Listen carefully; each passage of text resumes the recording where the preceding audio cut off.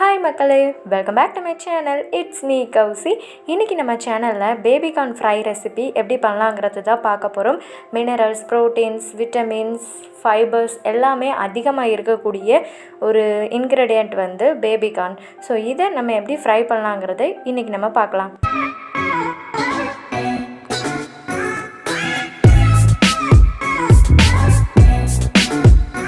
First பேபிக்கார்னை இந்த மாதிரி cut பண்ணி எடுத்துக்கலாம். நீங்கள் உங்களுக்கு பிடிச்ச சைஸில் கட் பண்ணி எடுத்துக்கலாம்.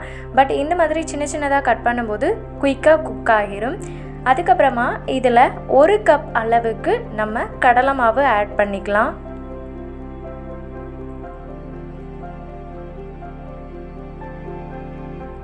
அதுக்கப்புறமா 1/2 கப் அளவுக்கு கார்ன்ஃப்ளவர் மாவு ஆட் பண்ணிக்கலாம்.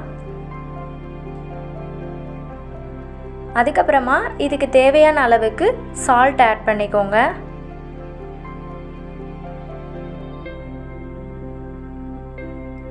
இப்போது ஃபுட் கலரிங் நான் ரெட் கலர் எடுத்துருக்கிறேன். நீங்கள் இதில் ஆட் பண்ணணுன்னா பண்ணிக்கலாம், ஆர் அதர்வைஸ் வந்து இதை ஒமிட் பண்ணிக்கலாம். ஸோ இது ஆப்ஷனல் தான். அதுக்கப்புறமா இதுக்கு மசாலாஸ் ஆட் பண்ணிக்கலாம். காரத்துக்கு ஏற்ற மாதிரி சில்லி பவுடர் ஆட் பண்ணிக்கலாம். நான் 2 டீஸ்பூன் அளவுக்கு சில்லி பவுடர் ஆட் பண்ணிக்கிறேன். அதுக்கப்புறமா கரம் மசாலா 1 டீஸ்பூன் அளவுக்கு ஆட் பண்ணிக்கிறேன். 1 டீஸ்பூன் அளவுக்கு மல்லித்தூள், கொரியாண்டர் பவுடர். அதுக்கப்புறமா 1 டீஸ்பூன் அளவுக்கு கறி மசால் பவுடர் ஆட் பண்ணிக்கலாம். இப்போது ஒரு 1/2 லெமனை எடுத்து இதில் ஸ்க்யூஸ் பண்ணிக்கலாம்.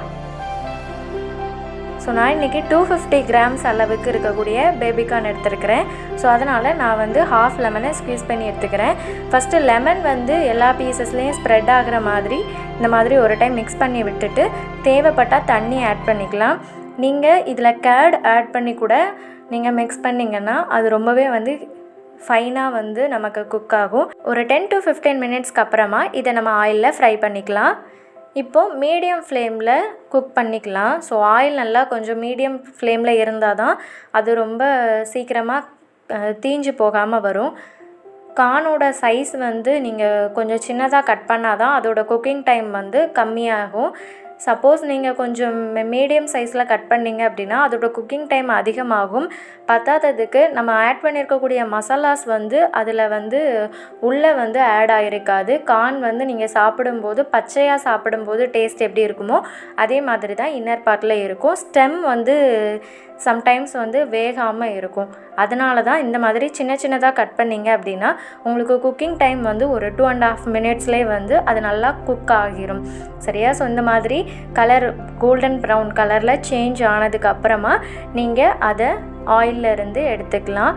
பாருங்கள், ரொம்பவே சூப்பர்பாக ஒரு கம்மியான டூரேஷன் ஆஃப் டைம்லே நமக்கு சூப்பர்பான ஒரு பேபிகார்ன் ஃப்ரை ரெசிபி கிடச்சிருச்சு. ஸோ இந்த ரெசிபியை மறக்காமல் நீங்கள் வீட்டில் ட்ரை பண்ணி பார்த்துட்டு ஃபீட்பேக்கை கமெண்ட்டில் சொல்லுங்கள்.